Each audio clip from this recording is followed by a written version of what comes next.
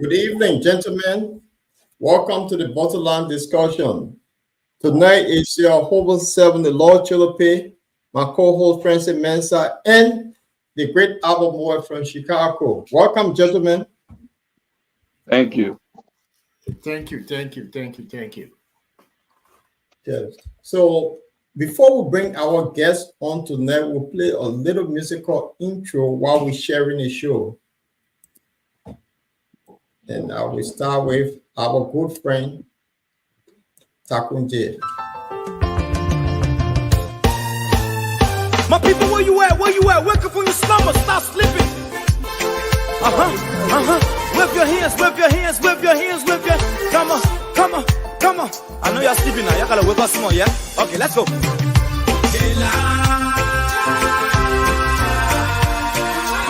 people fool us.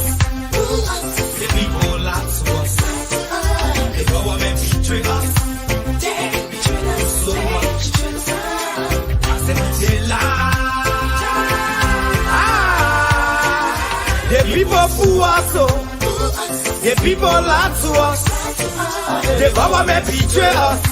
They can lie, they can steal, they will not go. I said we tired with their lies. We tired with their promises that led us to all our damages. We tired with that speech they preach indeed, and now unique they deceive us. The thing we saw, it frustrate us. So why did you lie? Why did you steal? Why did you allow the citizens to beat? You see, we just tell you. That's why we voted you. But you fool us, you screw us, you use us and later on abuse us. So why? The government should lie. Why? But that's the question that we ask. The people fool us, the people lie to us, the government betray us, they betray us so much. I said they lie. The people fool us, the people lie to us, the government betray us. They can lie, they can steal, they will not to corrupt. I said no one to trust. My people, no one to hope on. Nobody. My hope that I have been broken. I'm telling you, brother. So where are the schools? Where are the roads? Where are the jobs that they say they could afford? But they're too selfish. The people tired with their rhetoric. People tired, they tired.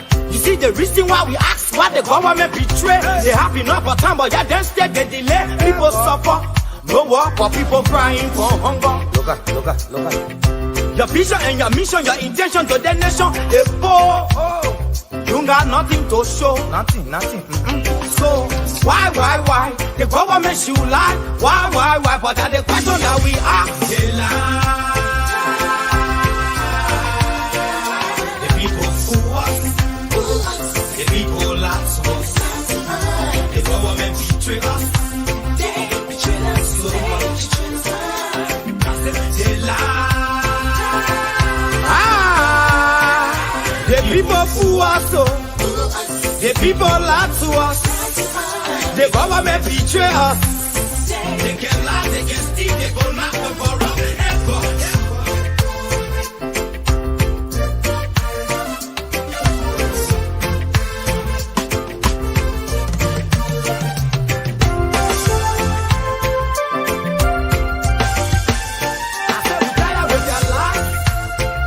We tired with their promises that led us to all our damages. We tired with that speech they preach indeed, and now unique they deceive us. The thing we saw, it frustrate us. So why did you lie? Why did you steal? Why did you allow the citizens to beat? You see, we just tell you. That's why we voted you. But you fool us. You screw us, you use us and later on abuse us. So why? The government should lie. Why? But that's the question that we ask. The people fool us, the people lie to us, the government betray us, they betray us so much. I said they lie.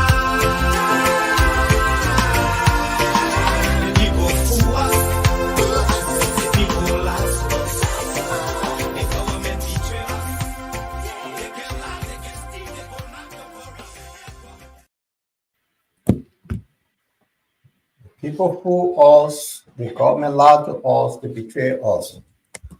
Good evening, gentlemen. It's good to be back on the bottom line discussion.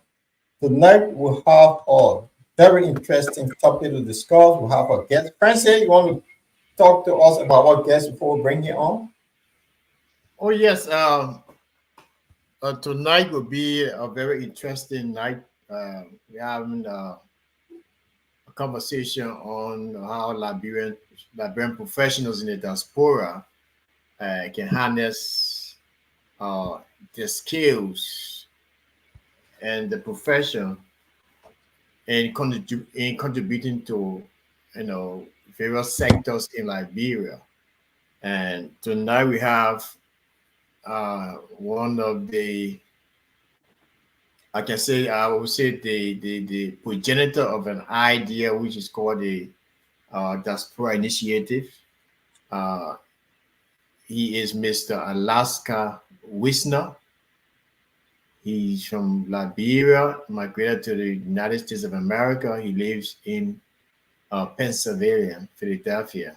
So he is the brain behind this whole initiative, which is called Diaspora Initiative. So we'll be having him tonight. We'll have a fruitful discussion. Okay, let's bring on our guest and let's hear from him ourselves. Mr. Wisner, welcome to the bottom line discussion. It's good to have you here for the very first time. And this is a European based platform, been operating for a while now. It's good to have you on. Can you introduce yourself to our audience? Thank you very much. My name is Alascal Wisner, and I live in Philadelphia, Pennsylvania. I'm a Liberian, as you know from my accent. And I don't know, I have 2 million, I wear 2 million hats. I don't know whether I should introduce myself like that. But to make it simple, my name is Alaska, and the visionary of the Diaspora Initiative. Let me introduce myself like that. So, Francis, Albert, we'll have Mr. Wisner here. We'll start with you, Francis. We'll have each of you 3 questions, including me, and then we hear from him. Yeah, also Alaska, it's a pleasure having you here. I would like to, make some clarity here that I know Alaska for so many years. Kind of Ghannaville, grew up together in Ghannaville, so I know him for such a long time.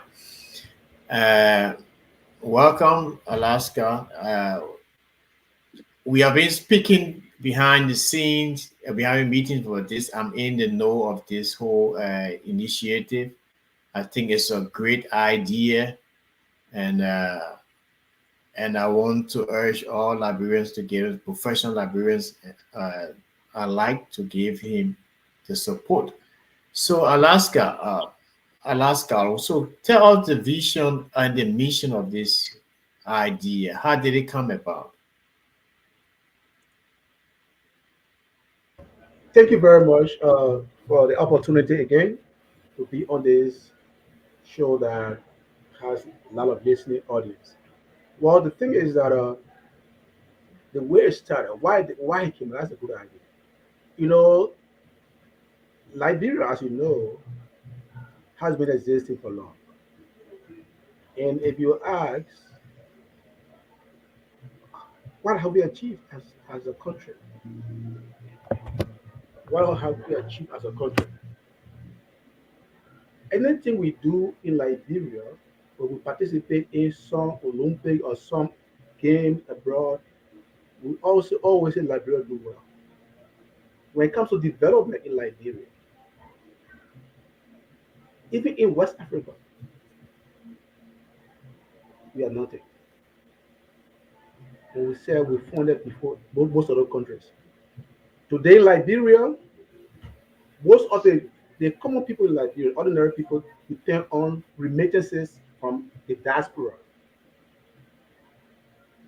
And it has been continuous. How can we stop this? What can we do as Liberians abroad to ensure that there is some financial or economic stability? So I know there have been a lot of goodwill from people in the diaspora in different kinds. Some of them remit money to family members. Some of them remit money through regional groupings, through county groupings, through other associations, and they go and help the counties, they go and help the school through, yeah, through the alumni association, a lot of way. But I'm thinking there's a way we can do it that all these problems will at least reduce. All the professionals we have here with the ideas, thinking that we can group into sectors. It means that every professional here, every Liberian who went to school here, came from Liberia and got some expertise in different areas, there's a way that we can match these professionals in their area. Example, education, mental health. We talked about trade and commerce. There are many. Engineers, they are all here. Lawyers, the judicial system, the political scientists, we're talking about the governance sector. What can we do to reform it? So, in my opinion, what we have started is to bring Liberians from the diaspora. Instead of just reducing the diaspora from only America or only diaspora in Europe or only diaspora in Canada, we do a collective diaspora group that will bring diaspora from Europe, Canada, America, these developing countries. And when we can get diaspora from Australia, we can get it until we can get it. And bring them together and bring them divided into the sectors. So if you are a mental health professional, we go there. So the name of the organization in its totality is the Diaspora Initiative of Professionals for Research, Advocacy and Development. Diaspora Initiative of Professionals for Research, Advocacy and Development. So the professionals going to do research, advocate and develop. So how will this work?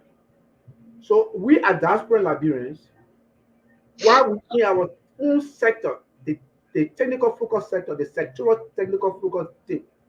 So education itself will have a sectoral focus team that will provide people who understand professional education. So the education team will, for example, go to Liberia through the lead focus team here, the lead team, and they will go to Liberia and, for example, do a research on Liberia education to see what the problems are. Is there even a problem with Liberia education system? Do a research through the elementary, the primary, secondary, and tertiary education. Do we have good curriculums?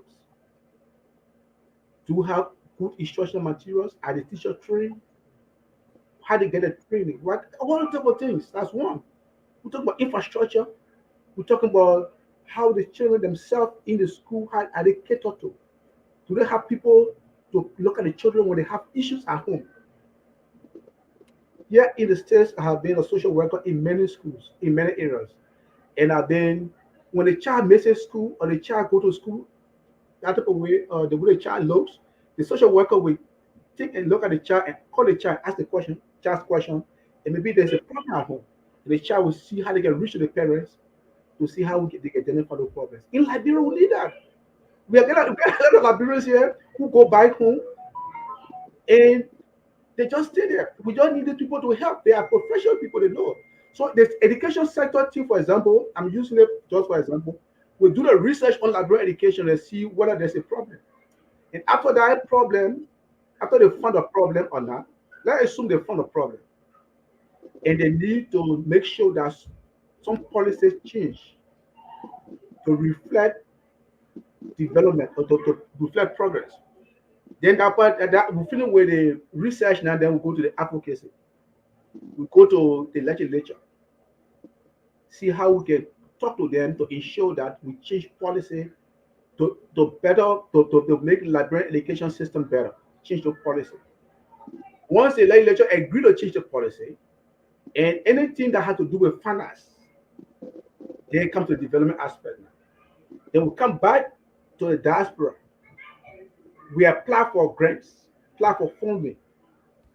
And say, no, based on the research that was done, and after the advocacy, we think we need to do this to get curriculum in Liberia, to train teachers, to get infrastructures. So that particular education team will ensure through grants writing and through getting money and through contacts of, like, there are a lot of goodwill people in the diaspora who are not Liberians. They are Americans, Europeans who want to help Liberia. Philanthropists, we get to them and say, look, we want to help our country. They will make sure they get money. We get a lot of money. They show you the way to get money. Beside the grant and say, this is how we do. We go and target that side. Even in Liberia, we can get money from there. We can go through USAID, UNESCO, the American Embassy, every group there, and see how we can get funding there. So the local Liberian grants can be there. We can collect money right from Liberia and see how to fix that sector. And that will be gradual. As time goes by, every year there's some development. Every year there's some development. And so when we finish that part, then we say, look, the education sector is working. Let it be working. It can be simultaneous. You can have the education sector together at the same time, the trade and commerce, the good governance. There are a lot of things all over Liberia. Good governance. We need to see a lot of things going on. There are a lot of laws that in our country that we need to revisit.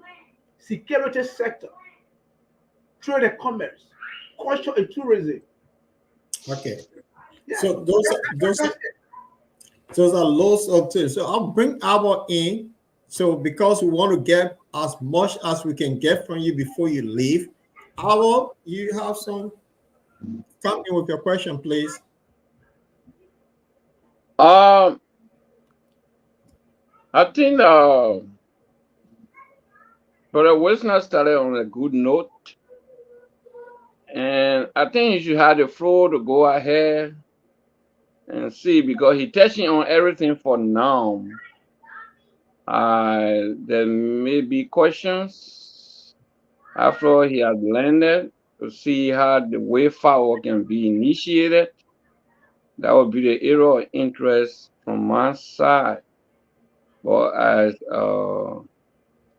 as far he has gone, I think he's like on track, trying to open the curtain so we can see our nation in a special perspective. So I think he should continue at this point until later on, then we can come in.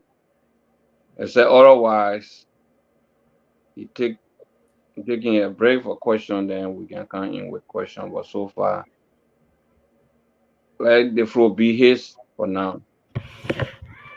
Let the floor be his for now. So before the floor be is Francis who started with the question. Francis, you want to follow up before the floor can be his? Yes, Amen. This should be. I think this is be interactive. Alaska is flowing way ahead of us. Some of the questions we asked. My question is this: with all this brilliant idea, what is the economic benefit for Liberians in this? Okay. Okay. So let's look at one. Okay, say we use the education sector. If in Liberia, if we have a good education system in Liberia, and the children are going to school learning, they're using the red curriculum, the children are making good grades, the atmosphere is good. We talk about future leaders who going to become leaders tomorrow and come up with who will not be dependent upon people. So just from the education sector, you are improving the life of future leaders, and that is an economic benefit. You know, once you train a child and educate a child, some of us who are here today, including all of us here, if we were not educated, trust me, we are being liability. There are a lot of families, and they feel in like my family. They feel, I just sometimes I was looking at, I was just asking one of my brothers. I said, well, you know what? In my family, I just noticed that only they feel also what they tell you are breadwinners, and people look up to. Because a lot of people, but only those who went to university and graduated, that a few persons people look up to. But the rest who didn't go to university, you know, they are looking up to us. So education is the real way. So for example, if you train Liberia, help Liberia, and you encourage people to go to school, the education sector brings scholarship. Just one sector I'm talking about. I'm not talking about the economic, I'm talking about the trade, the economic and trade. Yeah, I even reach that. But just the education. I'm talking about the road, engineering road where they will smooth make the road. I even touch the agriculture sector here where we want the agriculture focus team decide to get together and make sure Liberia is viable in agriculture, produce their own food, and do everything. And so once these things happen, there will be economic benefit. They trust me, there will be less Liberians asking for assistance here. Before then, in the 70s, I learned that Liberians were not even think of coming to America. You know, people from Ghana, other places were trying to go like that. So that's it. There will be once we get things good, there will be economic benefit. When we get things good, there'll be economic benefit. Let me come in with a question. This initiative that you started, what specific strategy do you have of recruiting professional Liberians from the diaspora, and how do you engage them in your initiative? Thank you. I like that question, and that's one of the goals for this talk show because we want to sell the diaspora initiative to people everywhere in the place. So what we decided to do is to meet with community leaders, former leaders, people who understand the community in this diaspora, to talk to them and help us to recruit professional people. So you in Europe, and say you are in Europe, I'm here in the States. I know people on the side, and you know people in your side, at your end. And you might know Liberia is big, and the world is big, we got different continents. Even here, there are a lot of things that we don't know about here in America, in different sectors. So then you might know whether about Europe that is far from me. I don't know what happened in Europe. So in Europe, Europe is big. They got different countries in Europe. So you in the diaspora who have acted as a community leaders, who have acted with people in the diaspora in Europe, will have to help us in the diaspora initiative to give us a list of professionals. If you know engineers, if you know medical doctors, you know psychiatrists, you know economists, you know university professor, just tell us. So these are the people we give them. We'll reach to them, and when we reach to them, then we divide them into their sectors. The sector for which they are trained in, they understand.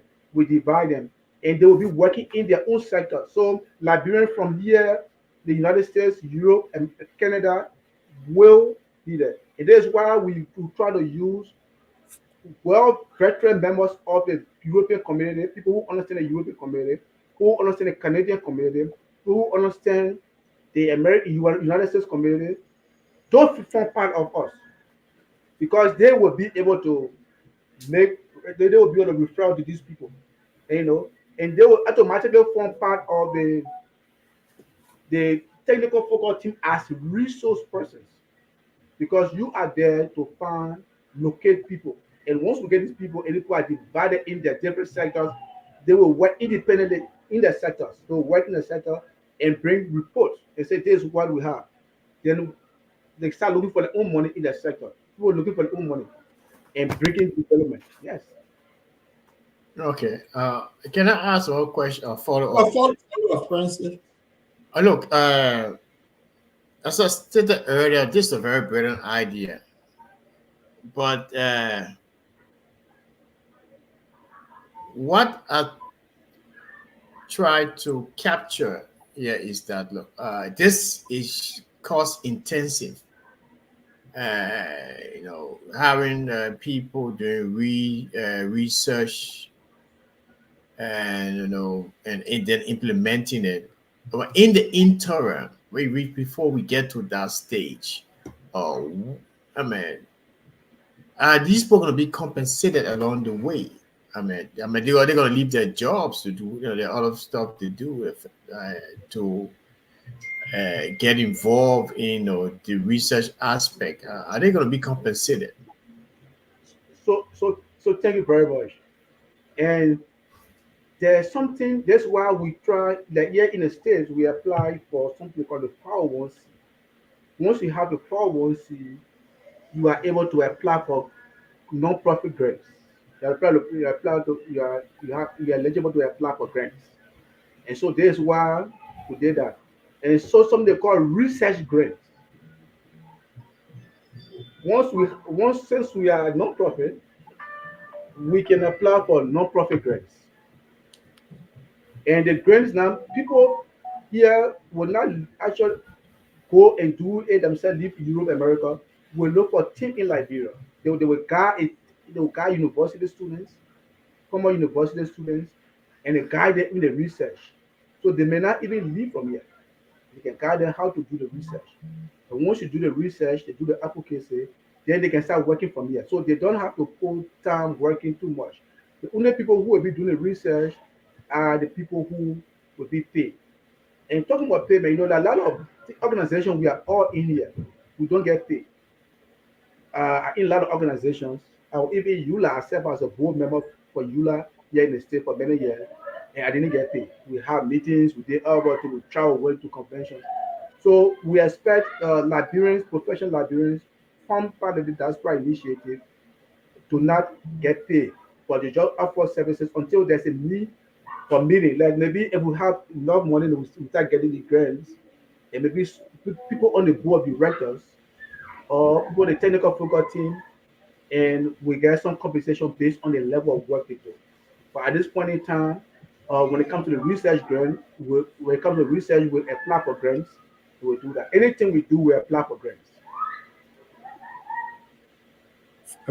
Albert, Thank you. Yeah. You have something to say, or you want me to land another question while you are still trying to figure out something? Well, I can pose a question. I will seem to be general. Brother Winston,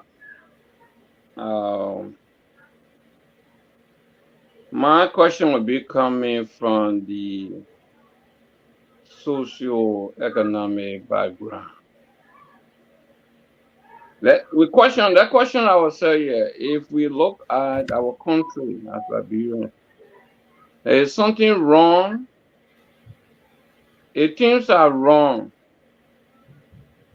which one we should fix first to get in there, or what are the things to look at firstly to tackle in order to bring about developmental change in Liberia? Is something wrong with our country? And what are those things that are wrong? And how do we need to repair them? Are the people representing us in our national government, are they understanding the dynamics for change in our country? like looking at Liberia from, I know we go back, the problems are there, but let's see, from the years the war ended, with all the assistance, workshops, education, and we still seeing like the future of our country seem bleak. And by the way, historically, more countries that succeeded in developing all national changes were a group of people like us in foreign land overseas. I will make it short so he can. Yeah. They study the situation of their country and they target the area for change. So, are we looking at that direction, Brother Winston? Well, if I would be speaking from the diaspora initiative perspective, I would tell you, if I'm speaking I will not be speaking as an ordinary person, because the diaspora initiative will be speaking on empirical or scientific evidence to say there's a problem. So that's the reason why we try to go and do research. So right now, because we're not doing a single research in any sector, I cannot speak officially and say there's a problem, except we have done the research. We have done the research to determine that there's a problem. But right now, we are all ordinary Liberians. We are ordinary Liberians, and say that, no, as a diaspora, as an ordinary Liberian, say, yeah, I believe there's a problem it's a problem in Liberia. But right now, as a diaspora initiative, because I've not done any research, I will not tell you there's a problem until we can do a scientific research and come up with findings. Like, indeed, we visited the schools, we made sure that we noticed that students were exploited. We saw that the teachers were not going to school on time. We saw that teachers were bribed. We saw that the curriculum being used was not up to date. For example, before I came to the States, I was in the law school, and I was speaking as an individual, my own experience. There was a criminal law course I was doing, Howard Dressler. The instructor, the book, the criminal law, and the book the guy was using was one book called Howard Dressler. All the students that graduated more than 10 years were using that same photocopies that the particular instructor was providing. When you graduate, so the question is that you will not upgrade it, and to the extent that the teacher knew it often. When you just get to class and he will just be talking, it becomes more than 10 years. For the past 10 years, you've been teaching them one book, and so that's a problem. So yeah, I'm not going to say there's a problem as an individual, as my individual experience as a student in the law school. But if I speak as a diaspora initiative, I don't know whether there's a problem except we do a research. But let's assume there's a problem. That's the reason why we want to go do it. Yeah. Wow. Okay, go ahead, Paul. Interesting. I know we have Mr. Wisner with us for. He's not going to be with us for a long time. But for those of you that are following over YouTube, the Bottom Line Live, and also on the online radio, we just want to say, if you have a question, you can drop your comments for our guests here, and then we will also. We gave additional 10 minutes of your time before you leave, so just in case people want to drop comments. Yeah. Okay, you can follow us 24/7 on the online radio. You can see on the screen there's the Bottom Line Discussion. You can find that on the app. So if you're using Android phone, you can go. It's free. If you're using iPhone, it's free. Any of those Play Store, you can get our app on it. It's online 24/7. And the program has been relayed on the radio, and also it will be repeated in the morning. So yeah, let me find out from you this great initiative that you're taking. In your in what way do you envision collaboration with the Liberian government, and how can you ensure that this partnership and productive and what we call, how can you, if you're doing this for better Liberia, what the diaspora, how will you partner with the government on this one? How are you going to do it? I think Francis asked a question, it's going to be costly. How will you partner with the government on this?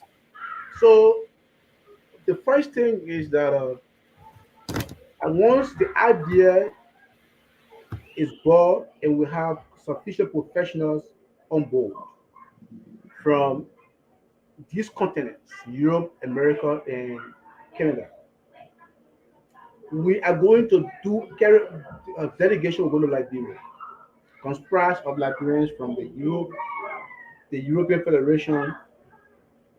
I don't know why I should say European Federation because I know, yeah, that European Federation. Yeah, We it's also really, have the European Union. Then we have Canada. Then we got the United Kingdom, Canada, and the US. We go to Liberia as a team because we have to first of all let them recognize us. We go meet with the president. We meet with the chief justice, the speaker, and we meet with the American government. But other non-governmental groups like Carter Center, other groups, we'll have to meet with them, introduce ourselves, and tell them what we are about. Of course, so yes, we have to meet with the government, and our goal is to help the government. Although we don't want things that we don't want money from government, but the fact that we'll be working with the government, we'll be helping Liberia. We cannot do that in isolation of the government. We have to tell them this is what we want to do, and we will want cooperation from them in our process of helping to rebuild our country. right, right. President, you muted. I see you have a laundry list of sectoral engagements without any order of precedence of priority. I mean, what will be your first two, or say, this will be your first two projects or sector that you try to engage, and what would be the time frame?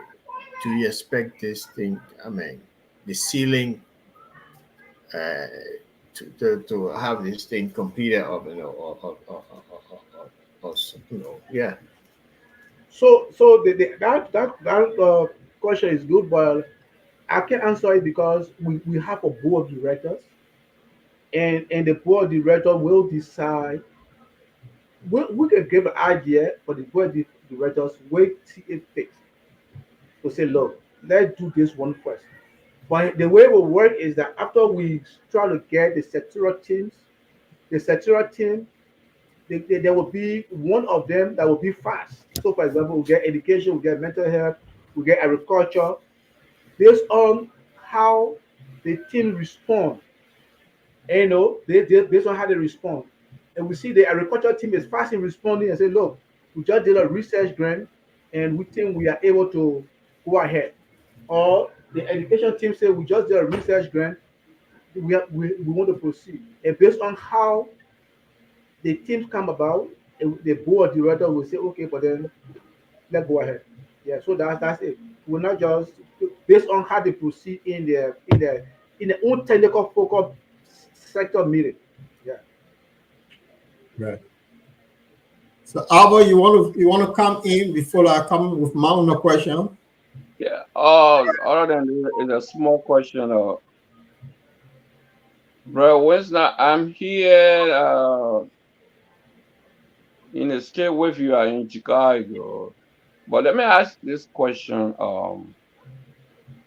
You said this is the Diaspora Initiatives, a 501(c) status organization. Is not under EULA, right? No, trust me. It's not on EULA. It can be and we talk about 3 continents right now, including Liberia. It can be on EULA. EULA is a different group.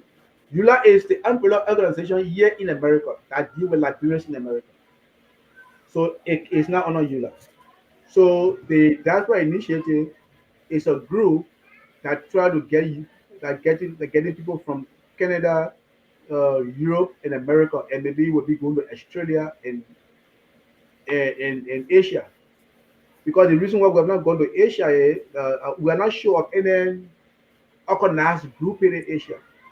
There is a ambassador in Japan, Ambassador Lambert Nelson. I spoke to him recently. He said he's not aware of any Liberian organization in Japan or any area. That's why we're not reach out to them. But no, there is bigger. I think there is even bigger than ULA. We're talking about people from all the continents, the major continents. So there is bigger than ULA. We are not on ULA. Okay. But So, go on, Alma. yeah, before someone give you a helping hand that will lift you, climb the step, or sit up, there's any means by which you have intended for the Diaspora Initiative to raise its own fund besides renting ground or requesting donor institution to assist the organization. Any internal means of raising funds among us as Liberians? That's the No, question. no. I don't know whether we're advised that we ask Liberians to bring money to give us money. No. If we were start asking Liberians to give money, we'll not have sufficient money. Liberians here in America have their own thing to do. They have family members to feed. They have their own bills to pay. And even in Europe, people got their own thing. So I wouldn't think we should go that route. There are a lot of donors who will around there out there. And, there are a lot of who will with donors. And there's a way we can tap into those brands. And, once they see people serious, they see people Liberian from Europe, Liberian from Canada, and professional Liberians too. Ask doing these things, they will help. They will come in. Once they know we are serious and they see the caliber of people who are beyond it, they will help. Yeah, but we're not going to Liberians and ask them to raise money. Let's start our idea. We don't hope to do that. Right. So I got one small little question for you. Very small, but I think it will be good that you do. So, in what way can the diaspora contribute to policy advocacy in Liberia, and what platform or mechanism exists for this engagement? So for example, if we have our good governance sector, some of the responsibility of the good governance sector will be to engage Liberian government officials and through the president, the legislator, and the judiciary. First of all, they are going to find out whether there are problems when it comes to good governance. Let's look at salary structure, for example. Is a balance. How much is the least man making? How much is the other guy making? The salary the ordinary man makes on the government's period. Can I buy the person a bag of rice? Can I pay the person rent, transportation? Even if the person got one or two children, can they help? You know, so these are things we look at. They say, look, this person making $50 per month, or let's look at minimum wage in Liberia. They got. So, Mr. Winston, the question was, how can the diaspora contribute to the policy advocacy in Liberia, and which platform? So, Yeah, so the diaspora initiative will have a good governance sector. right. So everything like agriculture sector, I said information technology, but they will have diaspora. They got the good governance sector, and that good governance sector will review policies in Liberia to see why those policies are good when it comes to governance. And when they see it good or bad, they will see how they can meet with. For example, in Liberia, they have They have a good governance group there. Meet with the head and go through the legislature, talk to the president, and advocate for change. And they don't want it like they will cost us. We come up with prayer releases, we speak, and we do one-on-one diplomacy. We talk with the diplomacy, take the discussion. Yeah, we meet with them. We meet the government one-on-one and ask them whether there's a need to change these things to change laws that will improve the life of the people. Yeah, so we meet with people one-on-one. We write letter. We come go to the media and we do all those stuff. Yeah. Okay. Right. I know we kept you here. You meant to be with us for half an hour, and there's a number on the stream for our viewers who want to call in or put in a comment or question for you. So we don't want to. We know we'll have you here again for in the future to have a better discussion where you can spend longer time with us. So I will ask my colleagues if they have one question each, and then we can let you go. Start with Francis. Oh well, it's I don't think I have any more questions to ask. Mr. Wisner, he was very clear. He articulated the visions, the the long term objectives of the institution of this initiative, and I would just want to urge him to not to waver, not the idea is good. There'll be challenges from the onset. So thanks for bringing out this kind of initiative that will help improve the lives of our people and shape their policies in Liberia.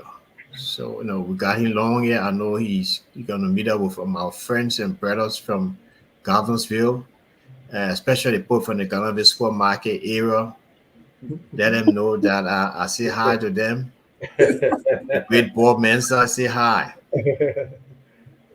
That's Okay. it. Our Oh, this is not a question, but it is like supporting clarity. Brother Winston was saying that, like, looking at the issue of salary in Liberia, and he used the word is not balanced. But I just want to commend him for saying that, but the word balance is not applicable. It's not applicable in this sense, but the whole idea, the concept that they are using in Liberia is not applicable for a nation. You have to know the economic status of the nation to bring about salary. But you cannot sit down as group of lawmakers, sit in the capital of Liberia, and you say, we want this. And you impose it on the executive to give it to you when the people that you are representing, you made no provision for them, and you get a huge salary.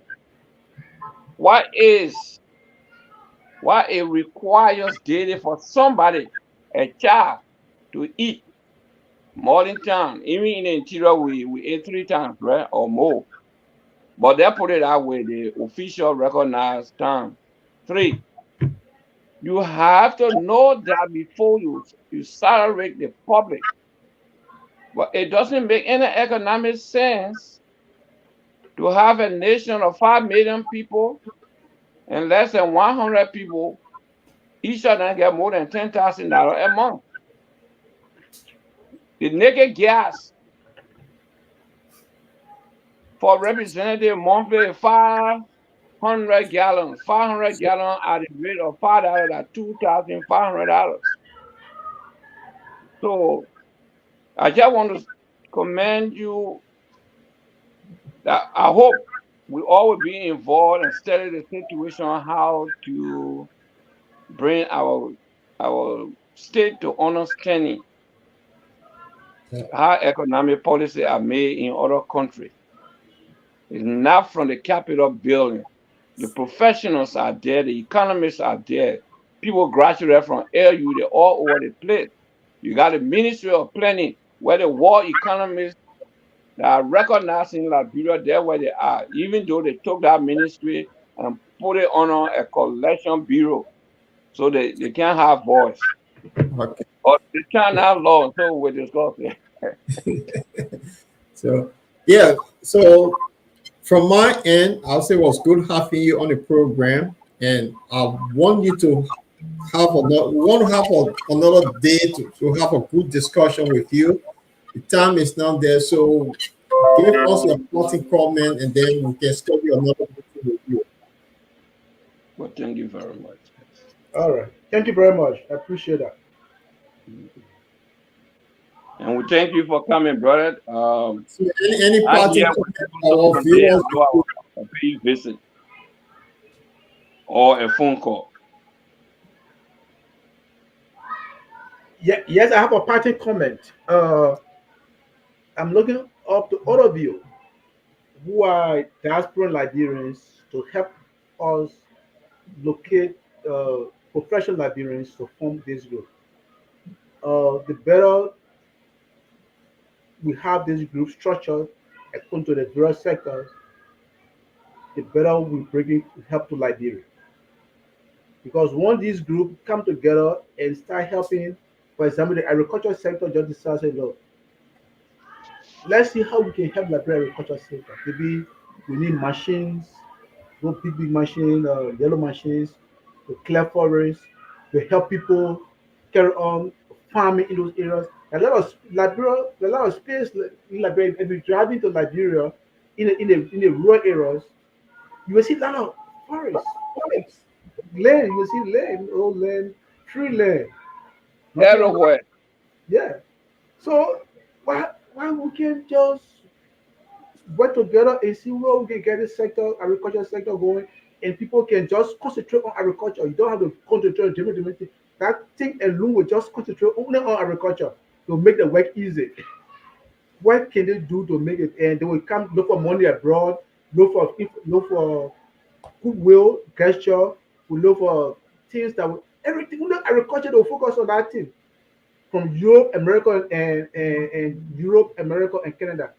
Professional people just only concentrate on agriculture. They say they concentrate on agriculture. Anything that will be agriculture, great, so our people can suffer when it comes to agriculture, so they can reduce the pepper, this and if it will help everything in that sector. Just do it.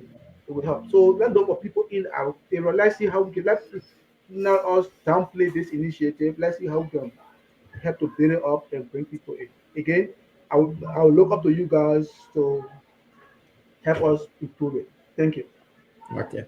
It was great having you. So we'll have you another time, and then we'll have a discussion on this. I think. Thanks for being with us today. Yeah. All right. Okay. Thank you. Yeah. Take care, buddy. So, Francie, I guess you also have an engagement. So, Yes. you want to spend 2 minutes with us before you leave, and then we can call it a day. Probably hour and I can just have a chit chat on what's happening in Liberia for about 10 minutes, and then we call it a day. Yes, yeah, I can do that, but I will have to leave very soon. Going to the airport. So yeah. Okay. Yeah. So, what do you think of this initiative that Mr. Wisner is taking? What do you think of it? Let me get your view. I've been, as I stated earlier, I've been part of this discussion for the past a month and a half or so. We have had meetings and with various stakeholders. It's a great idea.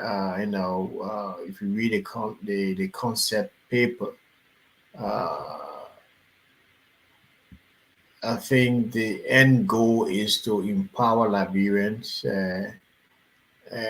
make our people economically viable, and then help to shape some policies that may be of real in Liberia, so that it could be aligned with other countries and how people do things in the Western world.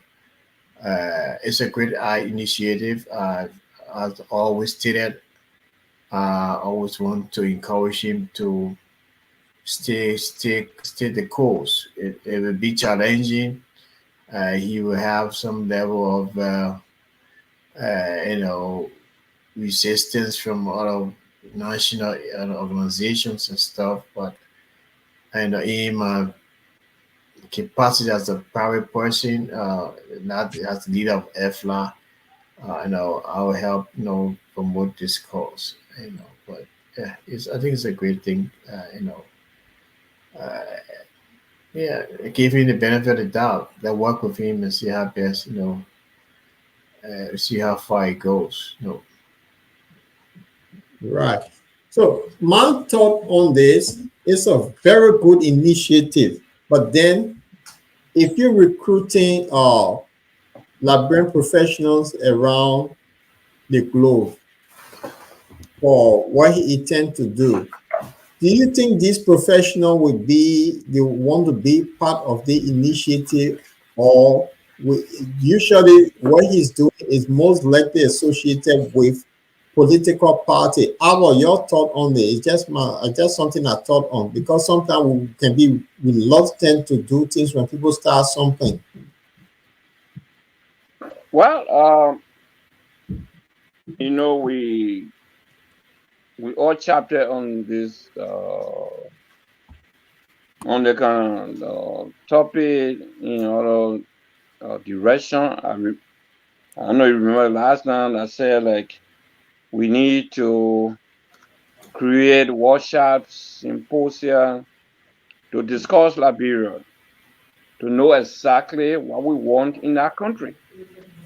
But the good thing is there is a commission called Good Governance.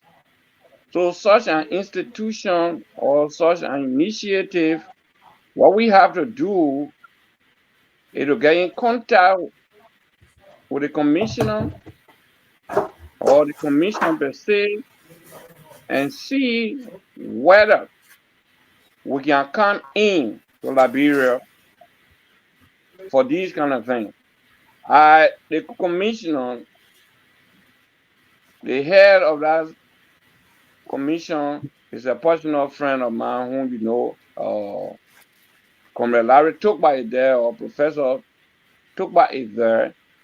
And before even his appointment, when they were wasting time with job for him, we discussed. I said, okay, you didn't go to the foreign affair. Where are you going to go if you didn't go to internal affairs?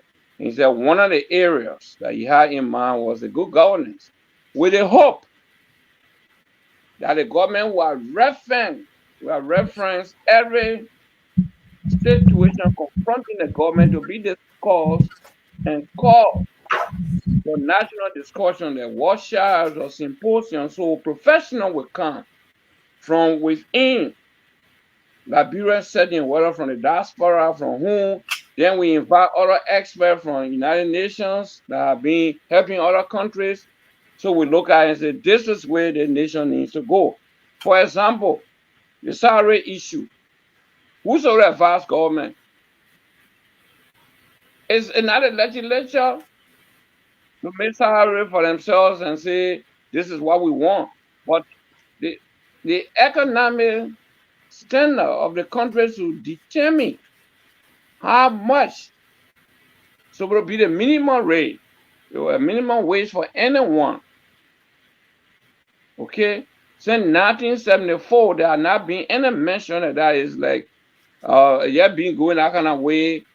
People say to the Capitol building, they do their own thing, and the presidents that get into power, they don't have the majority, so they got to comply to their wings, and it been going. But such an institution we can work with a commission, a good governance commission, and we stay workshop or symposia in Liberia where we reach a national consensus that institution will present it to government. If government fail to do those things, then we got to find a candidate politically. Okay. We got a few more minutes for the anyway, we've been here for the 1 hour, and our guests have departed already. Francis is also leaving because he have another engagement. So our viewers, we're going to be here on Tuesday by God's waiting. A full house on Tuesday. We should have a guest on Tuesday, but we'll put the flyers up. So I want to say it was great being here today. I would like for each of you to give your parting comments. So we'll call it a day, and then we'll back here on Tuesday. So I know Francis is in a rush. I will start with Francis. Yeah, it was a good show as always. We have the guest. He has in-depth knowledge of what he's and such initiative should be well embraced by everybody, well-meaning Liberians, and and as usual, the team did a very fantastic job. The questions that were posed to the guests. So we look forward to next Tuesday, and I just want to wish you all a happy and blessed weekend, to our viewers and the guys at Jada TV as well. So bye from my end. Stay blessed. So before I will come in, for those of you who got a lot of viewers today on YouTube, those of you that view on YouTube and Jala TV, if you're on YouTube, just subscribe to our page. Whenever we comes on, you are automatically notified. And those also from Jala TV, follow us as usual. Just click on the like button on the bottom line discussion, and whenever we come on, you'll be notified. What will be your parting comment? Well, the parting comment is the initiative discussed with us today is a good one, but we have to put more effort in now to weaken the approaches. You got to be vigorous in nature, because if we went to Liberia that seeking audiences with vice president, with president pro tem, we should address, because there is a statutory establishment in Liberia. Now the government say the establishment of that institution envisages the vision of the Liberian government, be it who there or not, to do good service to the nation. So we need to get in contact with that institution so we can stage the various stages of our discussion in Liberia. He professionally explained it. We have group studying education, agriculture, and all these things. So I believe it will be very good if we do it the scientific way instead of the mere political way, meaning go to Liberia, you got to see the president, you got to see the vice president, the president pro tempore before you do anything. No. If we're doing it here in the United States, we don't have to see not even a representative or senator. They got institutions. They got the format. You are a non-for-profit organization. You submit your application to get your status. You know who you are. You don't have to see nobody. Yeah. So we got the Good Governance Commission. That gives us the power or the opportunity to do exactly what we want to do in our country. Or then to share the form. To share the form before I leave, or before we leave. The president visited Riverside. Did you see it? The Lord Mayor? No, I actually, you sent me the video footage. I didn't have time to open it. Yeah, so you can. It was very late. But you know, I'm a critic, so I always put my point forward. Not that I hate anybody personally, but when it comes to the Republic of Liberia, that my pepper bush, don't play with it. There are people working with the president Waka. The only thing they want to do, they want stage show for the old man. Every time they want to do something, they want to do a flower game or flower with something like they want to do something big, colorful, and put it up there, the balloon, or the airplane coming, or the program happening, and go way in the air. Okay. They knew very well that project started on an open. Okay. The Chief Justice oversee the judiciary. So they open a little courthouse in a county. The president of the Republic of Liberia does not have to go there at all. But what they decided was for the president to go to Riverside where no road to dedicate that building, I to say he's so fast, he came to power, and he has started constructing courthouses around the country. So unfortunately for them, the Supreme Court, the Chief Justice of the Republic of Liberia, she's not a small case, she's not a banana. Sanyons of land, advance in knowledge, you can't play with her. So she prepared her speech and went. So at the occasion, she took the floor, narrated the story of the building, how it started when she was Associate Justice. She was assigned to Sano, River G, and Riverside counties. And she saw the condition in those places. One of those places was Riverside, and said, you can't come sit in a hot year, no toilet facility, and you expect to administer justice here. Okay?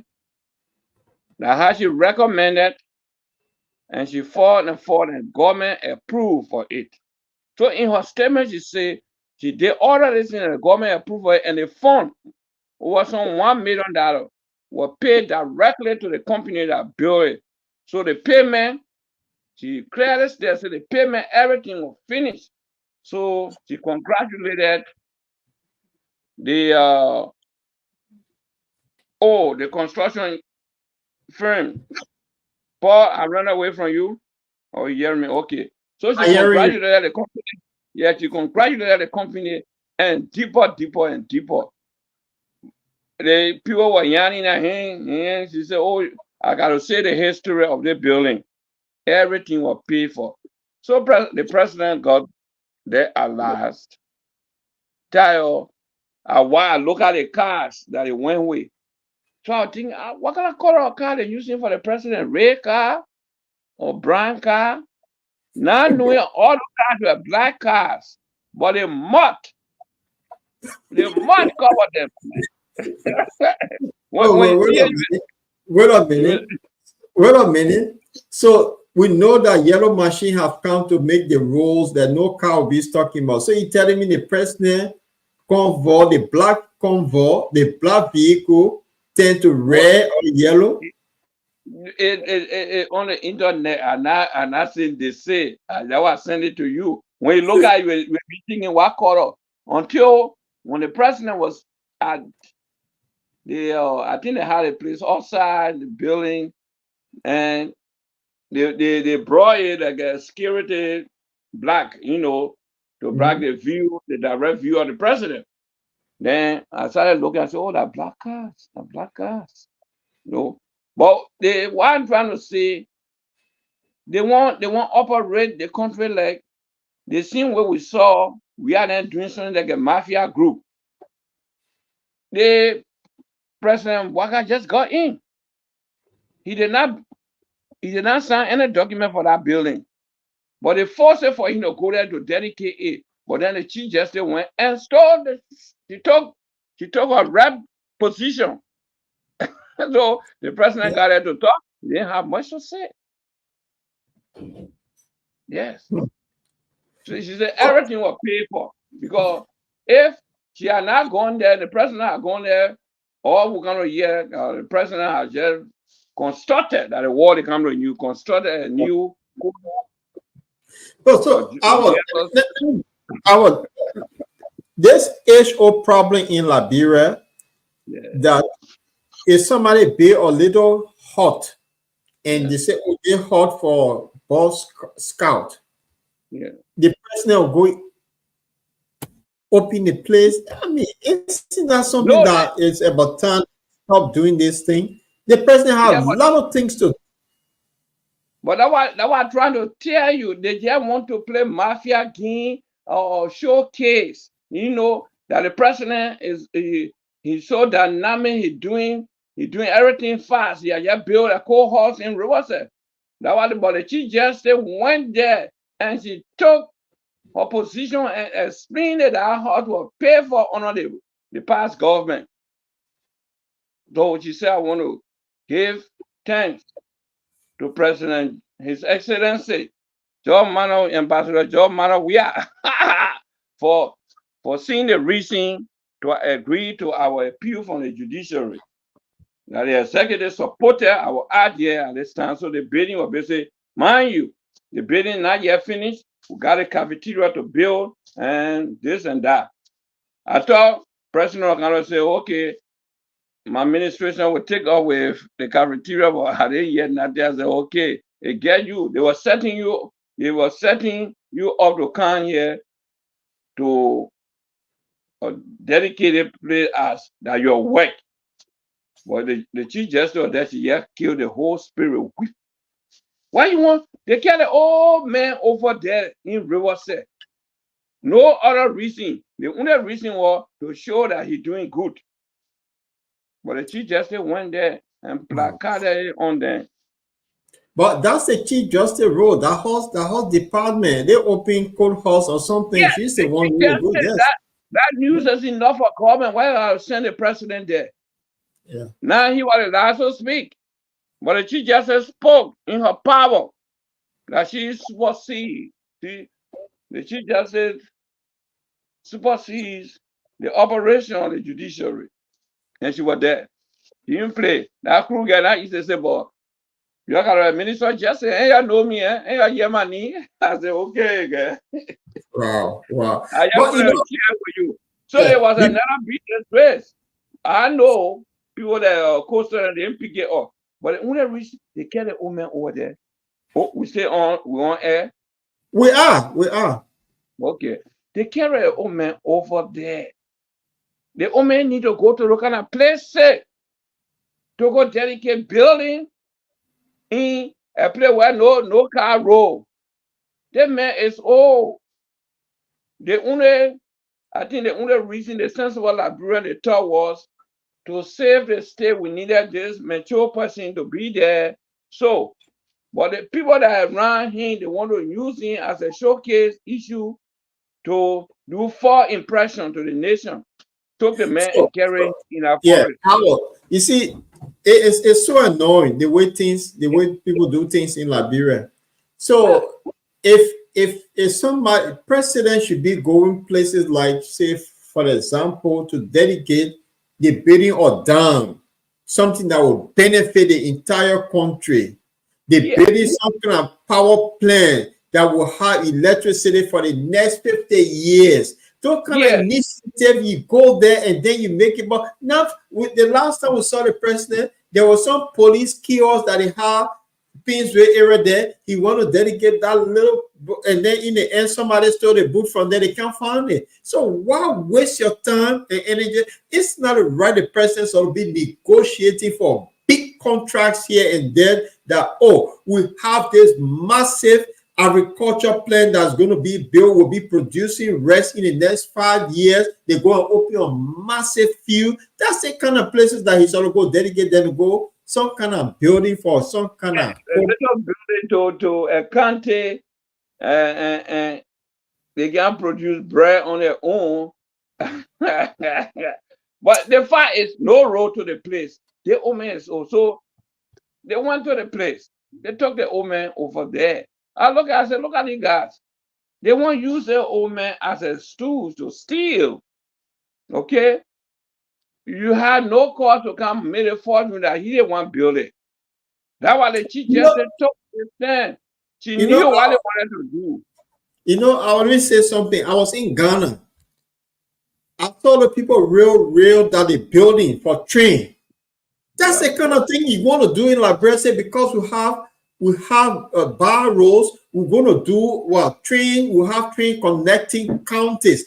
Then it makes sense that president go to the place and they say, "Oh, let me call the raping because we're going to have Liberia will have a train station now." Well, all of these little things, man, I just don't get it. But I wait for Abo to come out. The story looked very, very interesting. I didn't watch a video about this president going to Grand Bassa County, no, not Grand Bassa, but Riverside to dedicate a building for the courthouse.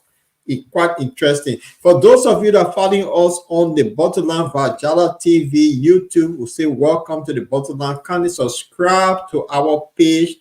Follow us on YouTube. You subscribe every time we come on, you'll be notified. If you also follow Vajala TV, see the song that says Bottomland Discussion, you can click onto our page, and then whenever we come on, you'll be notified. So today we have Mr. Wisner here to talk about Diaspora initiative that he trying to do to put all professionals together, and we'll have him back here another day to have a discussion. So as we wait for hour, he got interrupted because the story that he broke up, maybe some people that support the government not happy with him decided to cut it off. But it is what it is. So for those of you that are following our YouTube, we say subscribe to our program. Will come on every Tuesday and Friday, 7 p.m. Liberia time, 8 p.m. UK time, and 9 p.m. Central European time. I think if in America, it's about 2 or 3 p.m. in the afternoon. So we're here every Tuesday and Friday. So for those who join us the first time, kindly subscribe. If we don't have our bar, we'll leave here. We'll have a quick musical break, and then we'll call it a day. This is a beautiful song from Liberia. Stay tuned and have until we have our back on the show. Listen to this new Liberian music. Boy. If we're pregnant, it's people. Only records,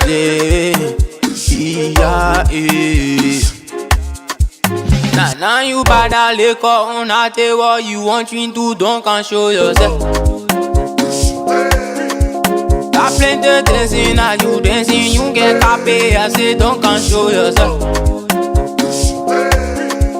You using Chani, Mr. Chani, I say to never don't can show yourself. You say you young for your sling on a papa bob, I say don't can show yourself. You don't get money, you want eat shawarma, eat some pizza, don't can show yourself. I using sense on you. I love this young man music. It's quite interesting. Liberian young boys and girls are very talented. They're making some music. And I was in a gallery a few days ago with some Nigerians and seeing that I think on the coast, the movement of Liberians, they enjoy it compared to their rival, the Ghanaians. So Liberian musicians are picking up. Anyway, let's conclude on the Riverside story because it seems to me it's something that the government of Liberia need to put stop to now. I think the president should go for a bigger project, a project that when he undertakes it, this is the kind of project we're going to have in Liberia.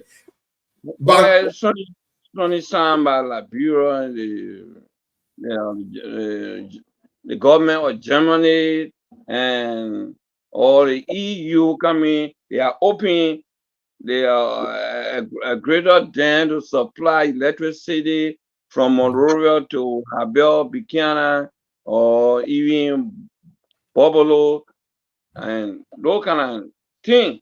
But in that little thing that they want to open something like a daycare or the children playground that the first former lady built. That's where he was going the other day when an accident took place and people died. Okay. Adjust the camera a little bit so we can see your hand. That's better. Yeah. Okay.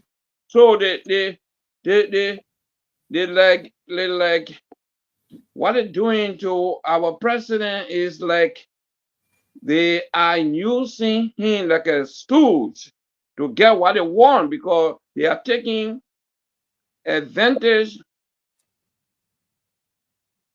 of his old age. Like, human being, certain age, you realize everything that you're concerned with, the internet is not just there. So they are taking this to use it. Anything they tell him or agree, then they carry him there. Why did they take the woman in that bush? Why? The Chief Justice is responsible for the judiciary. That's a project started years before you came. They're going to dedicate it.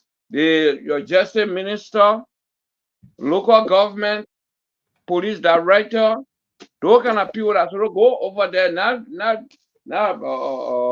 president, buying gas and for nothing and went to the mud and had the woman in reverses.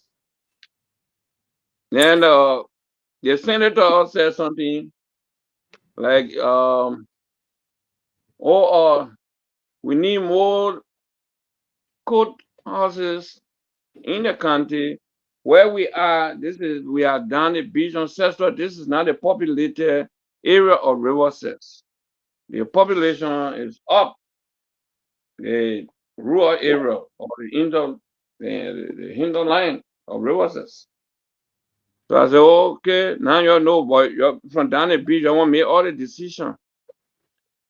Well, this is interesting. Last Tuesday, we had a program here about the prison, central prison is overcrowded. In Liberia, people, they go to jail without pre-trial. Some of them been there for 6 years to in jail.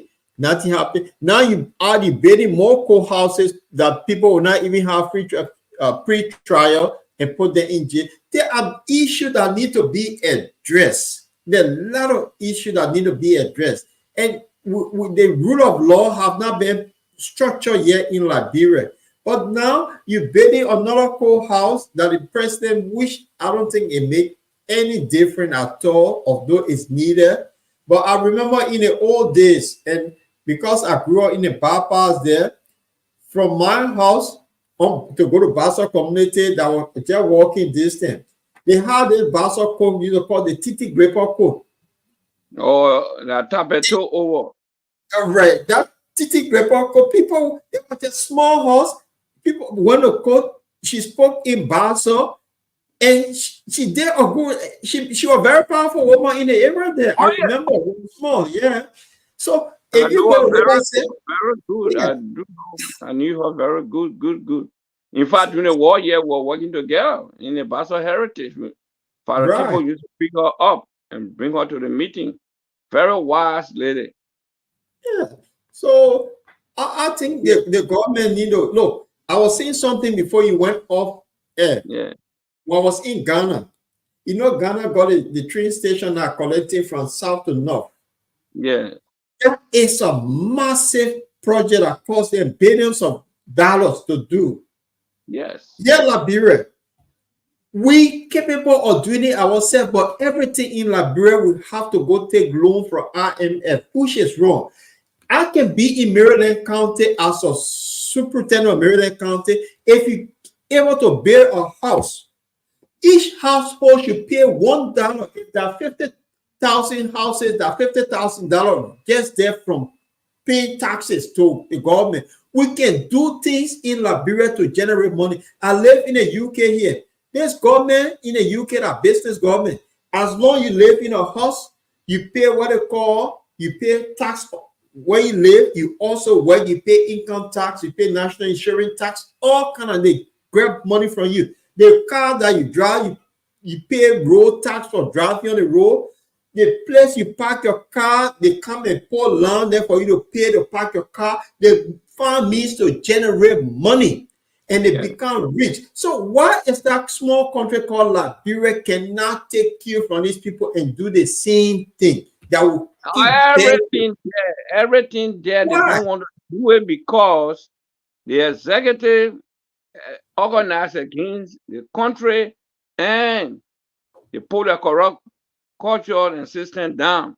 That's why it is, because our economists, I took a job at the Ministry of Planning and Economic Affairs, called Director for Regional Planning. And I was reading all the documents. So the assistant minister that I was supposed to work on them. So I asked him, I said, oh, boss, why is it that Liberia got all the structure that European countries have? Why is it that nothing is planned? When you leave Monrovia, you don't see no economic structure. You don't see no band, nothing at the come. He said, my son, when the president gets to the mansion, that's where they rule the whole country from. We put the paperwork together, we go for training, we come back. And he mentioned a little bit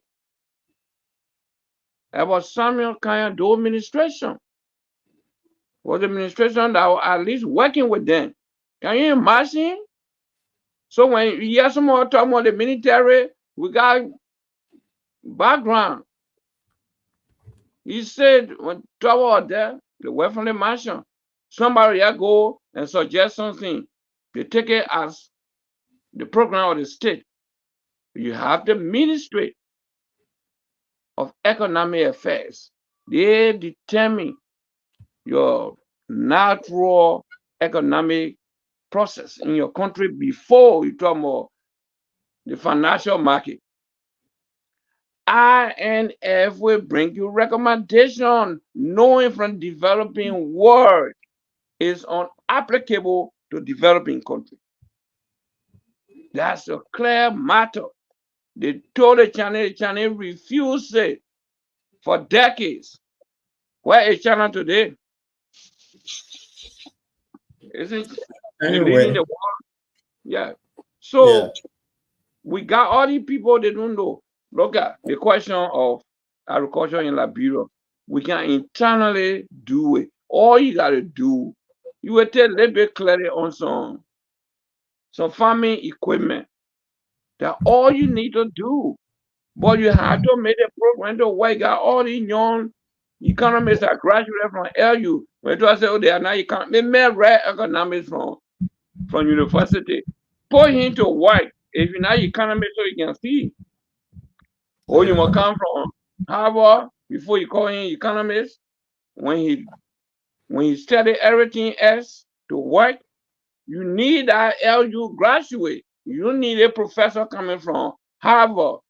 Because why he will tell you that what he has seen before him, he ain't coming from the forest, so he know how the forest economy will run.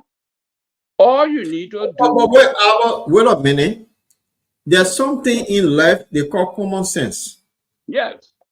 So I just mentioned Titi Grapper's name. She didn't come from Harvard. She didn't come from LU.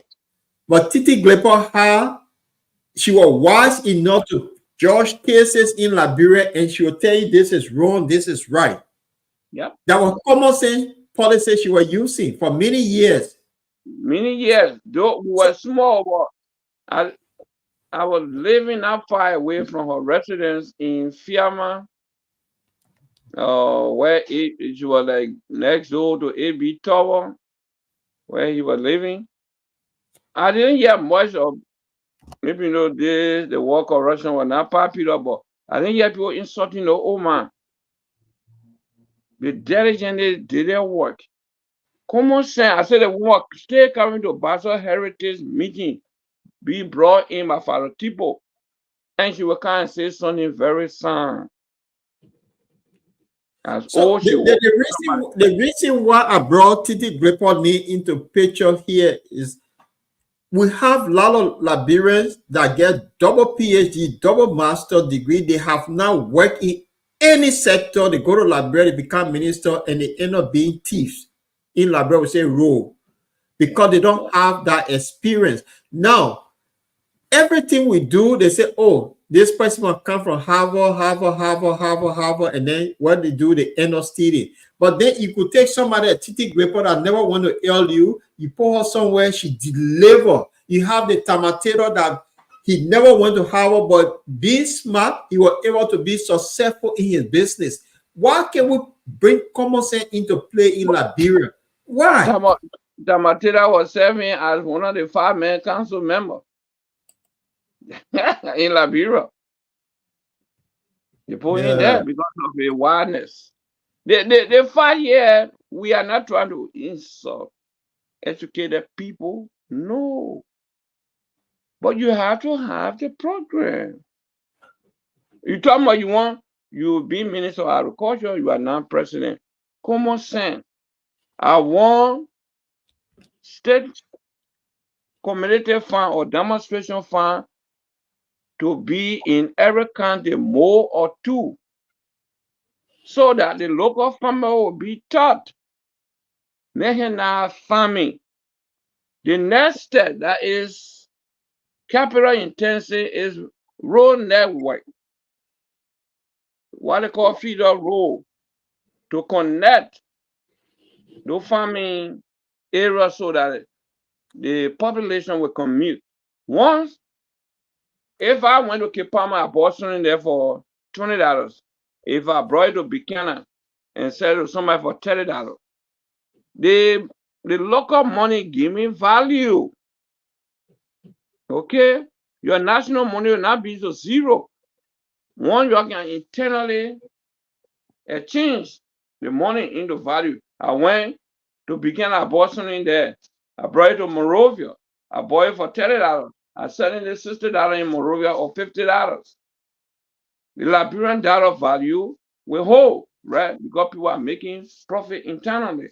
But you want to sit down, you talk about agriculture, you ain't even got a plan, you put a structure down for the people to work with, but you're waiting for INF to come, 4 billion will come, they will send you 10 experts.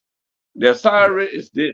You don't need it. Need a board, a graduate from LU, get the 2 demonstration fund in Bobolo, and sign 2-3% there and see how they will work with the local people from now to next year, October, and see how many food will be produced.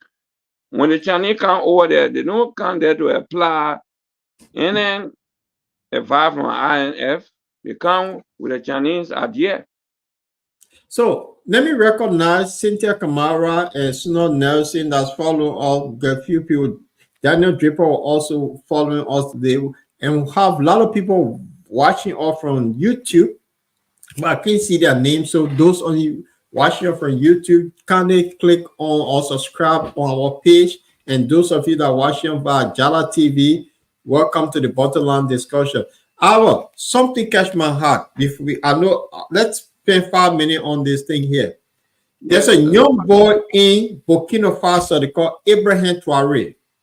35. He's going to be 35 years old this year. He took office at the age of 34 years old. Abraham Traoré, he's performing wonders. He got rid of the French colonists that he don't want to do anything with France because they've been exploiting them for years. Since I would say almost for many decades. So he turned to Russia, he turned to Iran and other countries that are waiting to help him. What the guy did, over 300 agriculture machines that he brought to his country. He talked about mechanizing farming. That's one. He decided to build he asked the Iranian government last week to build a university because the Iranians are good at certain things. Oh, yes. That all of this technology that is lacking, students in Burkina Faso will be able to do it. Yes. And this is a visionary leader that is now making a lot of headway in West Africa. Another one, Marabio, he went to Russia and asked them to build a nuclear power plant in Sierra Leone to supply them with electricity. He said the problem between Russia and the West, they have nothing to do with Sierra Leone. But for the sake of the country, this is what we need. Why is it our people cannot look elsewhere and they keep doing the same wrong thing? They're not generating taxes. What's wrong with us? Why are we like this? Well, we had no visionary there. The luck we had, like I said the last time, the job we are governments were being a revolution. Not going back to the old way. But unfortunately, some little national criminals came and damaged that government. Because other than that, he have vision for national infrastructure. If they are just being a little honest. But they were taking the money. They didn't even know how to steal. But they were just taking the people money. Then they go right in the public. Okay? So you have people, no vision. People without vision. The nation will perish. Because why should people sit now? You got the professional people at the Ministry of Planning, Liberian economists are there that were trained in Western countries, that people know they are in Liberia during the war years. The only respectful area that lays between the outside world and Liberia was the Ministry of Planning. Under that lady called Emil Ward. Anything I want recommended because they trusted her. She had able people that were working with her. They respected the people, Liberty, Rook Cecil, all the people that were working there. Okay? But the people sit down and lawmaker, when you make law, you don't interpret it, suggesting their own salary, suggesting their own benefit. Only the economics of a nation will decide the salary from the least to the highest because of the economic strength of that nation. But for lawmakers to say this is what we want, Mr. President or Madam President, you got to give it to us. And it just go like that. You pay somebody $10,000 in Liberia, you get somebody transportation, you get a person car, then you get $2,500 of worth of gasoline a month, when the secretary in the office cannot make $200 United States dollars per month. The ordinary person cannot make $100 a month. So we don't have vision. So our nation is heading to help. When you talk about agriculture, common sense, give the superintendent your order. We want every district, major district, between every 2 districts, there must be a demonstration farm or a sample farm. That farm will train the local farmer. And what you do, you got people graduate from LU. The boss out there know where agriculture is, this and that. You got the machine that they were using to make all the mud around the country and say roads were fixed, when you know the rainy season is coming, they go and use those machines to connect those areas. From now to, by now, from that time they started, by October, red press was dropped in Liberia because you will see a lot of local food. And Liberians now know how to eat other food as compared to just the rice. And because no other food. Because people during the war will begin to eat different kinds of food.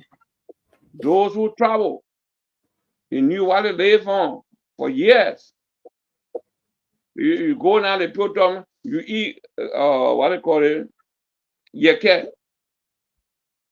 Yeke, right? I know, gari yeke, or okay, gari yoko, gari yeke. When you eat those things, you took profit with that thing, you eat, you enough for the day. You don't gotta wait for rice. But common sense. That somebody told me, calling from nowhere, no food there, and no road. I said, okay. I said, you know what you do? You migrate to Sierra Leone, Guinea, to Ghana, or to Africa. So you can see better life. When you come back, you will appreciate your country. You sit down in the forest where if you put one socket of edible, the whole family can eat a week, and you're talking about no food there. I will disagree with you here. Yeah. The thing is, our people have not been taught how to do proper farming. Why am I saying this? Ethiopia. I saw the place, there was a drought in Ethiopia, and I think recent time they had this landslide in Ethiopia. That particular area, I could see people that have farm. They use cattle. They have the little digger, small digger or shovel. They face it in a way. They hang on the cattle, going from one end to another place for them to live the seeds of those things that they're going to plant with fertilizer. In Liberia, we burn down, we burn things and expect rice to grow or something to grow. So we have not been taught how to farm, and there's an old age problem. Well, I will say yes to that, but that agriculture all over the world has culture. That's our farming culture, but it could have been studied long ago and improved upon. Okay, so like the common idea, our people, in order to have a bigger farm, they call something called the cool system. Okay, they would do it until almost everybody get beef farm in the area. So now you had a modern government since 1847. Okay, so the idea to feed ourselves, we have been there, but we are waiting for imported everything. The wine, the Uncle Ben rice, the clothes, the shoes we wear, and everything. And even when telecommunications started in Liberia, there was conclusion that the natives, there's no need for telephone. We put it was in Monrovia and other small cities that began, and that's it. They say what language they will be speaking, Basso or Quetse or what? Then they laugh in Monrovia, not knowing that every language can be spoken through the wire. If you have make it compulsory for every house in Monrovia to register with the telecommunication, know how many money is that, right? So you cannot have water system, electricity, or telecommunication, and you are not a developing country. You might be drinking water through your nose. because you have to make it matter of compulsion for economic interest. Every house is built that is built in the city. It's a city zone rule. The zonal rule must be there. You have to have in order for when we talk about safety. Fire can be in the hall, we get down, we go knock the door, other people, oh, you got telephone here, you please call the fire brigade people. No. You still have phone to call the police. That somebody tested to me, I don't know, an individual or who did, put it in the chat room, all the top security people that you can contact in case of emergency in Liberia. Now, if that thing was given to you in your house, you don't get no phone there. If cell phone business has not come, no way. So now people thinking that their cell phone that the development. No. Let me cut you off. Yeah. I'll cut you off on that. They have those numbers, but then what happened? They're logistic. If you're in deep trouble, in the middle of the night in Monrovia, the capital, call any of those emergency number. Nobody will show up. Well, that's the same failure of the general government. That's the failure of the general government. So if you're taking the guy that's supposed to be with the police and you take it, give it to a representative, and he or she taking it and selling the gas slips to tested drivers, to commercial drivers. So you are digging hole on yourself because no, it does not make sense for anybody to be setting a precedent to approve 500 gallons of gasoline to a representative that drives less than 3 miles to work. Nobody in Monrovia that drives 3 miles to that Capitol building.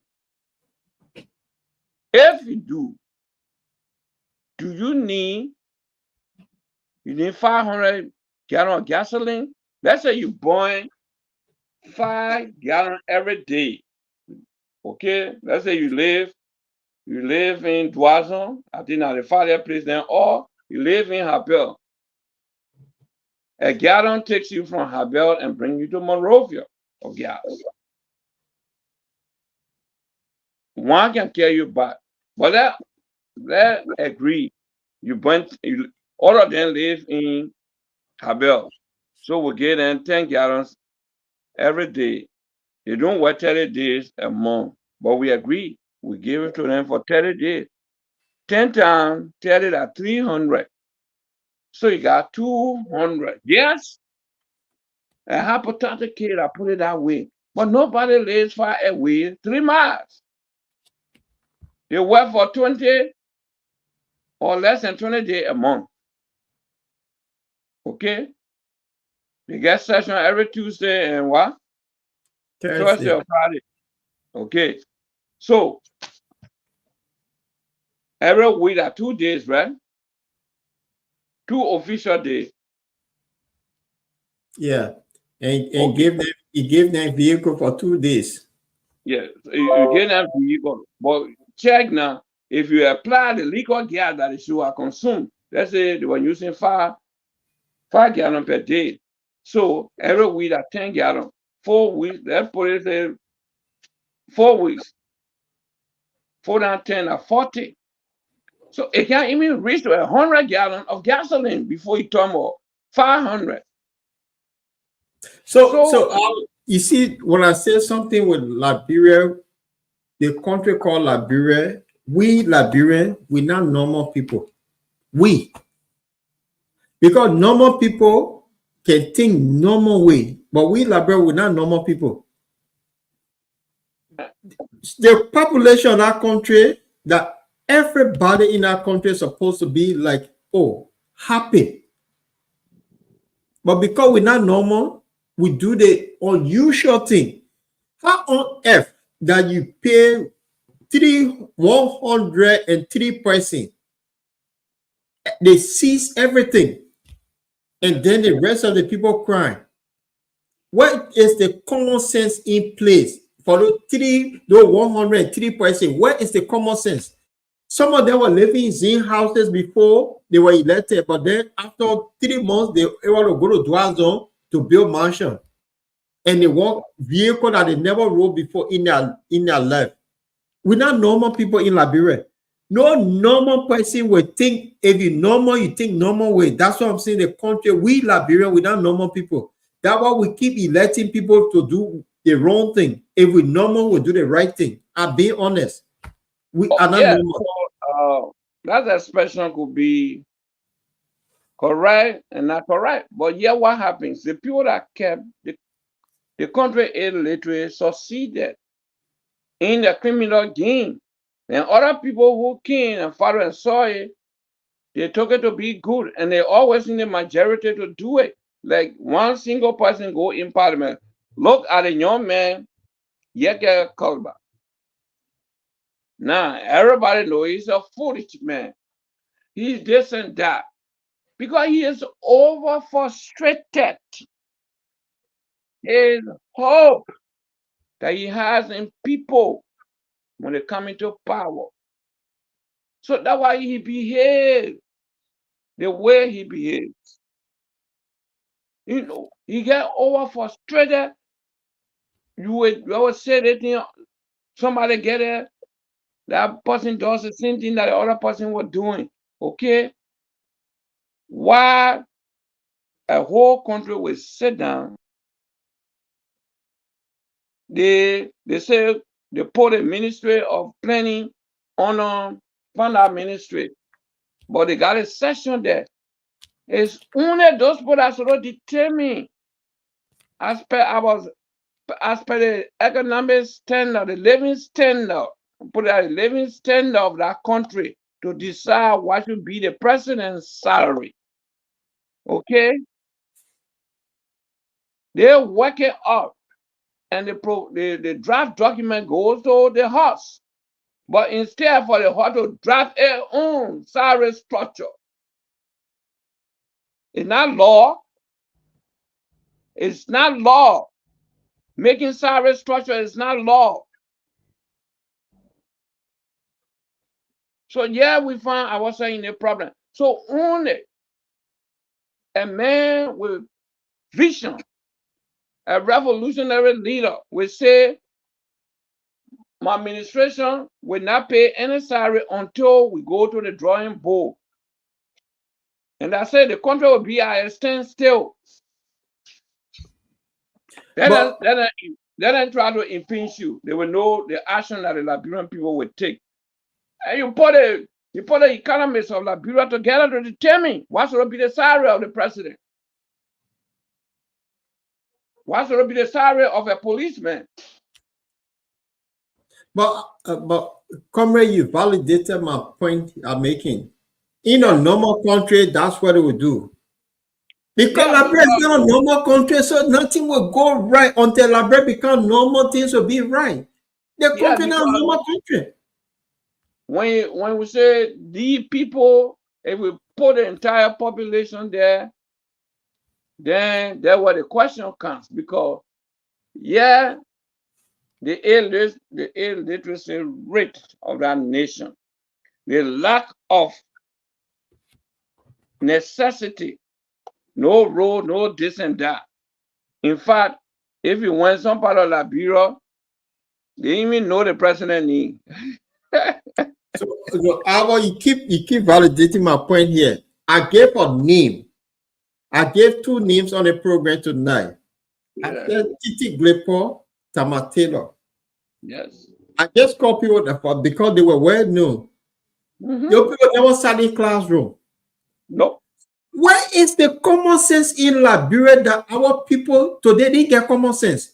That in talking to them, they're on a different planet. Something just not right. So we're not normal people at all. Because the very people that are stealing from them, hurting them, these very people will go be defending these people like, oh, they may give me $10 yesterday. There's something just not right with us in Liberia. We just not normal people. Yeah. I see where you on that point. The problem there is travelism, the travel culture. We are knocking over that nationally. Because I'm a bastard man, I have stolen publicly a big old bastard road, and the bastard people say, we don't care. When Moe steals the money, he can divide with us. Hmm. That's what they did in Liberia. Nathaniel McGee and Here we Betuare. go. Here we go. What kind of embarrassment is this? Because the country not normal. That's the point I'm making. The American kids came and told all the people stole from you. They put on the men still were voting. Yeah, Who when them they see the money, they can divide from us. But who are they stealing from?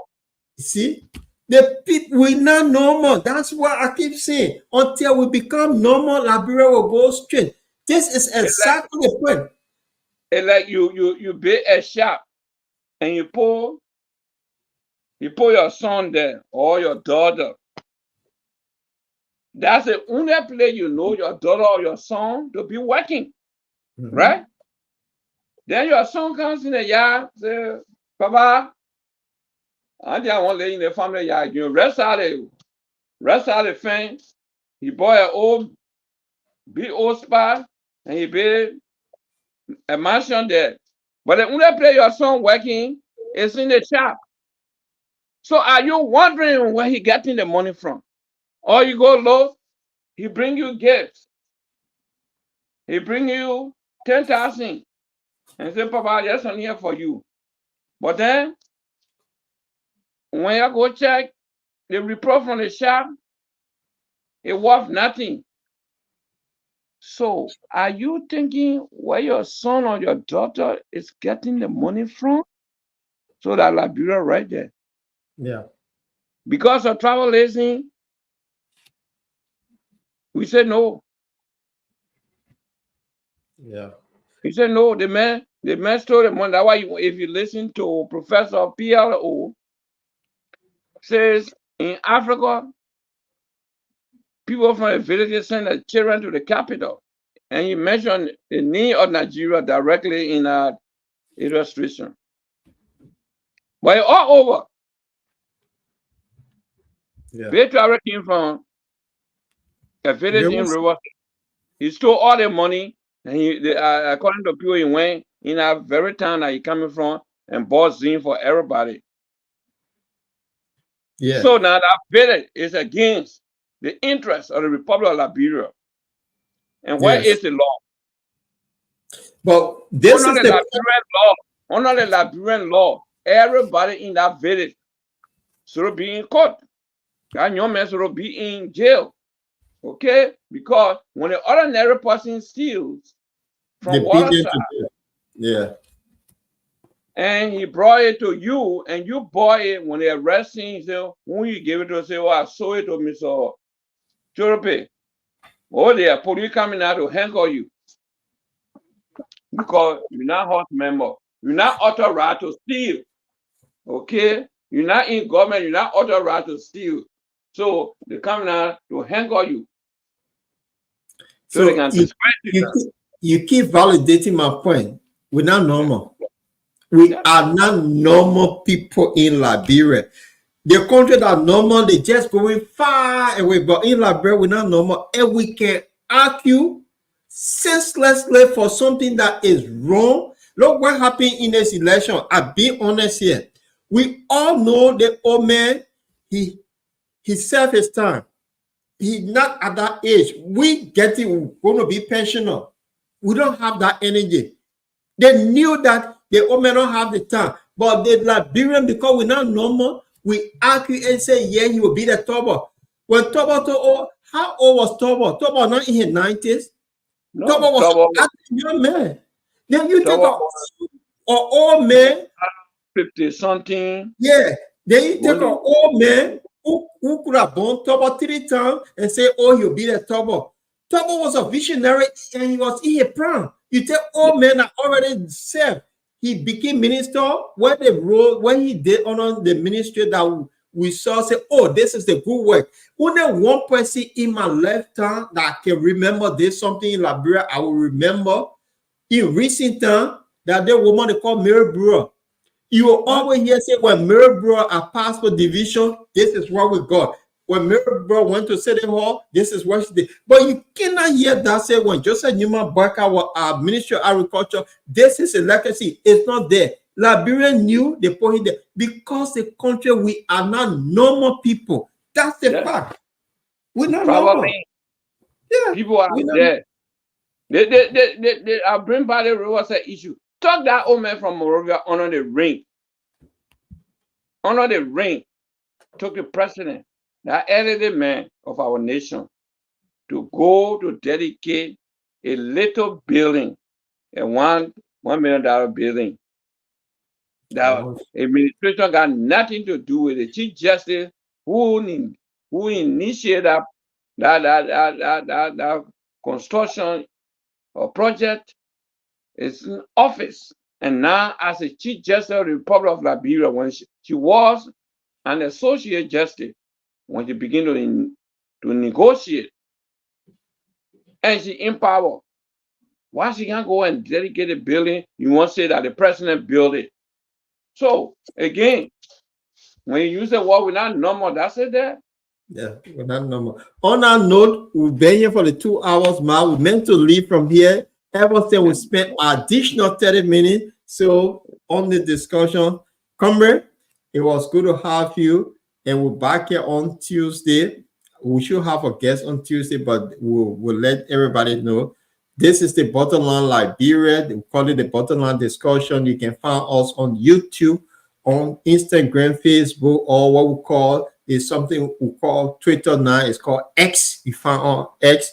We're on the online radio 24/7. For those of you who follow us for the first time, if you look at our logo at the top of the stream, you can download our radio app on the Play Store. It's free. If you have an Android phone, you can download it. If you have an iPhone, you can download it. We play with that 24/7. And sometimes I'm on every Wednesday with the best of Liberian music, so you can tune in and follow us. So if you follow us by YouTube, kindly subscribe to our program. And this is the Bottom Line Liberia. So comment, parting comment for our viewers before we parting comment. Thank you very much, Lord Tulipid. You know, he asked a question, but I didn't say much to hear about the young man in Burkina Faso. Yeah. People need to watch that young man. A leader is born. A leader is prepared. When that young man is speaking to his people, when you drop a grain of sand, people will hear it. Because he speaks the human heart to the people. People need to watch it.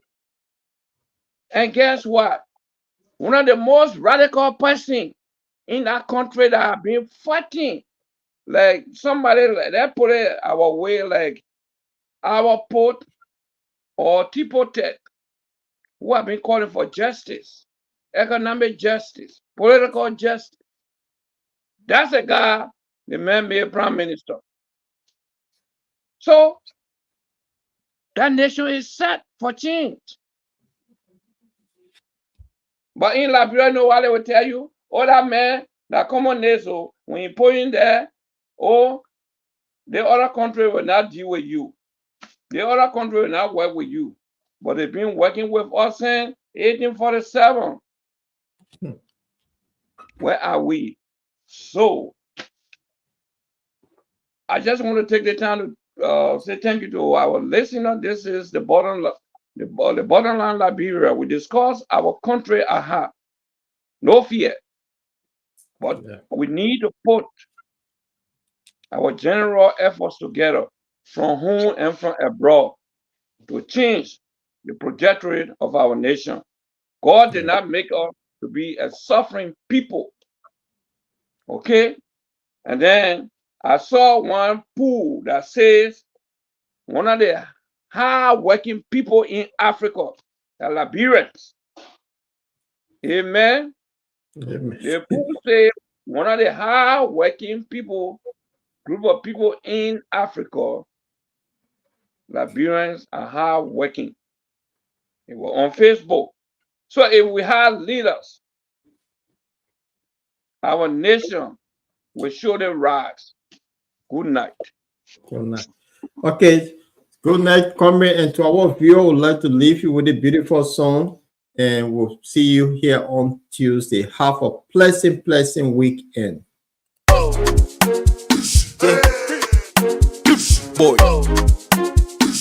If we're pregnant, speak up. Only records,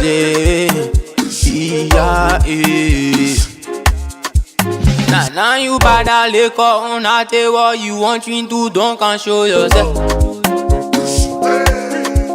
Got plenty dancing, now you dancing, you get copy, I say don't can show yourself. You using Chani, Mr. Chani, I say to never don't can show yourself. You say you young boy, your sling on a papa bob, I say don't can show yourself. You don't get money, you want eat shawarma, eat some pizza, don't can show yourself.